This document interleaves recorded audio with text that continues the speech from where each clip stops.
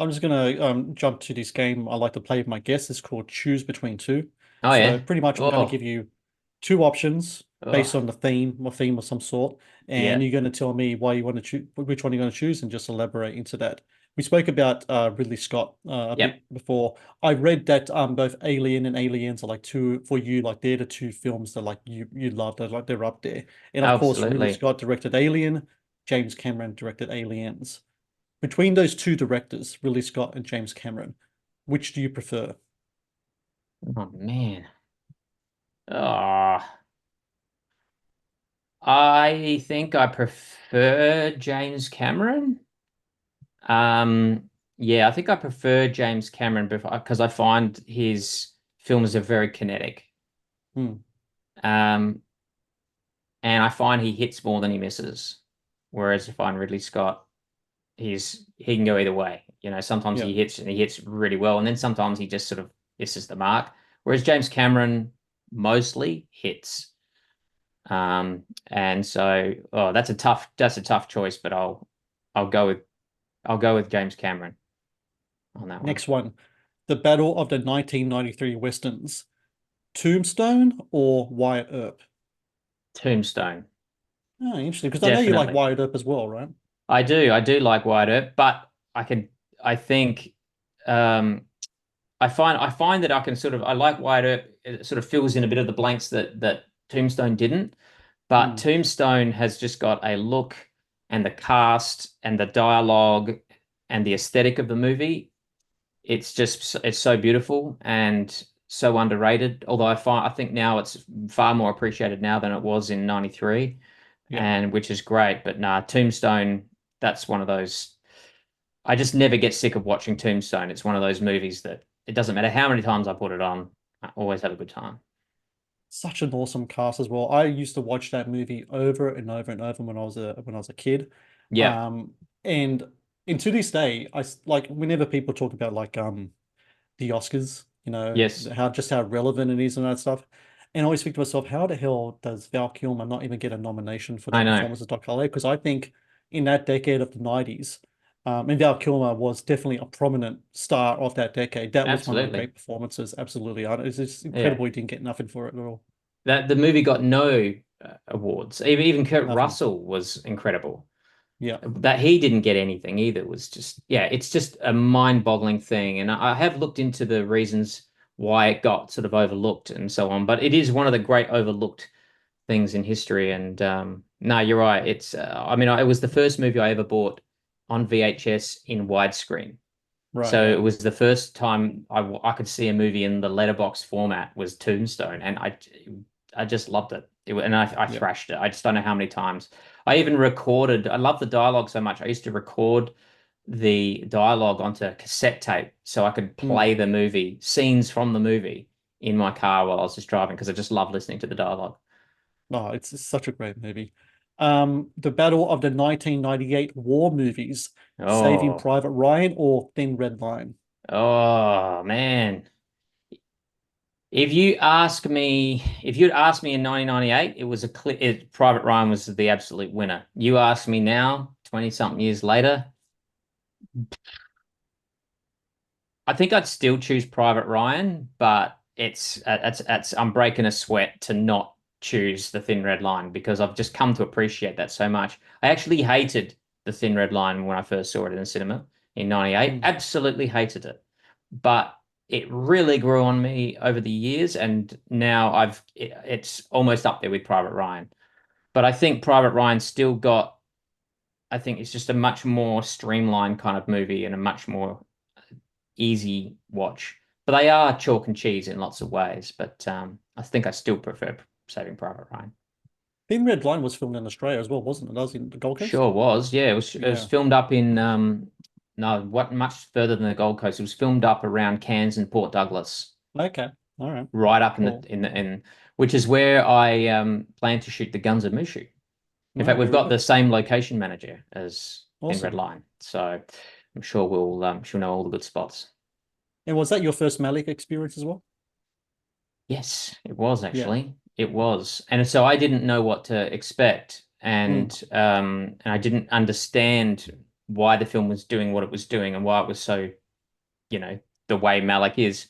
But just watching more Malick over the years and realizing, okay, this is what he does. This is his style. I could go back and look at Thin Red Line with more appreciation. Next one. Okay, you're watching like a sci-fi or horror movie. Would you rather see practical effects or CGI? Practical every time. Yeah, no contest. CGI can certainly do some impressive things, and I'm glad we had CGI for Gollum and things like Mm, that. But when it comes to horror and blood and gore and creatures and stuff, practical every time. Yeah. yeah, I think because I know it's practical, I know it's fake, and I know digital's fake. Like my brain says it's, I can see it's fake. But there's just something about the practical that just, I don't know, I can let my suspension of disbelief, I can just allow that more with yeah. practical for some reason. It's just on an intuitive level. I think because it's There's something actually about, there. yeah, but that's the thing.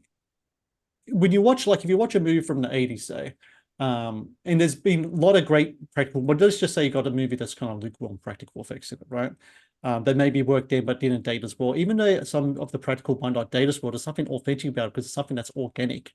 It's Yeah. something you feel like you can touch. You can actually feel the presence of those models in those animatronics or what have you on the set. Where if you watch kind of some CGI, and there's been some really bad CGI, especially in the 90s, like something like a Mummy 2 is like a very popular meme-ish example. Yeah. When you watch that, it just takes you way out of it because even though back then it would have looked cool, maybe, now that whatever element of facade that it did have, it's totally gone. And Yeah. then all you see is like Oz behind the curtain, and Yeah. sometimes you just don't want that when you're watching a movie. Where with practical stuff, even though some of it might not work as well as it did, I'd rather see kind of like Stan Winston's Pumpkinhead, and watch that Yeah. kind of stuff than watching Peter Jackson's Hobbit Battle of Five Armies. You Oh, know what I mean? absolutely. And, Yeah. and No, because there's no again, it's that contest. yeah, the craft as well is just fantastic as well. I think. Yeah, exactly. Like if you just take the orcs from the Lord of the Rings trilogy and then the digital orcs in the Hobbit trilogy, there's just Mm, no contest. The reality, even though I know that it's just an actor under rubber, and I can see the limitations of the rubber, I can see the actor under there to a certain degree. I buy it as an orc. It's just so much more than I buy the digital yeah.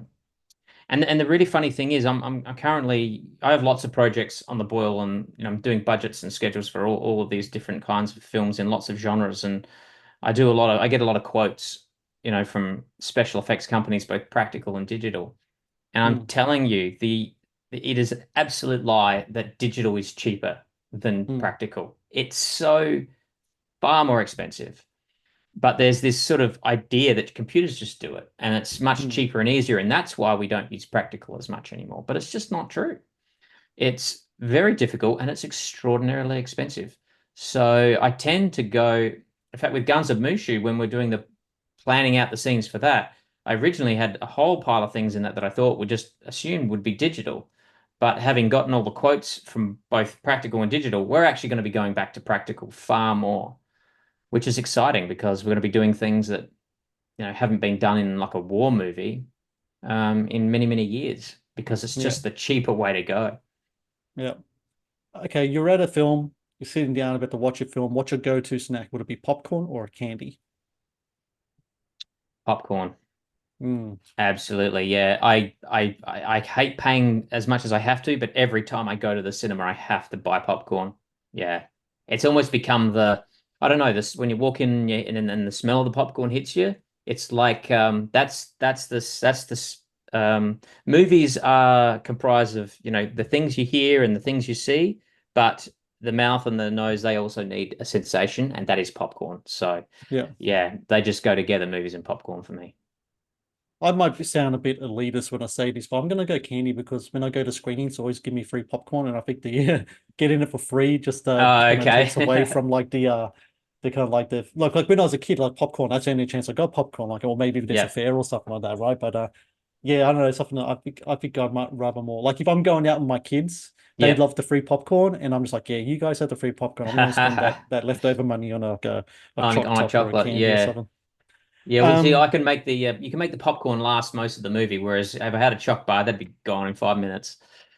I can't make a pop. I eat the popcorn, but by the time that the opening attractions are done, like the oh, Oh, it's really? gone. Oh, I wow. inhale the Okay. shit out of that thing. I Yeah. really do. And sometimes, like I'll watch a movie, I might suck on the kernels and stuff like that because of the salty residue or what have Yes, you. yes. Wow, Um, you go through them quick. It takes me sometimes I can't even get to the bottom throughout a whole movie because I take my time, very meticulous. Thank you for watching the Matt's Movie Reviews channel. Please subscribe for more reviews, podcast interviews, and exclusive content.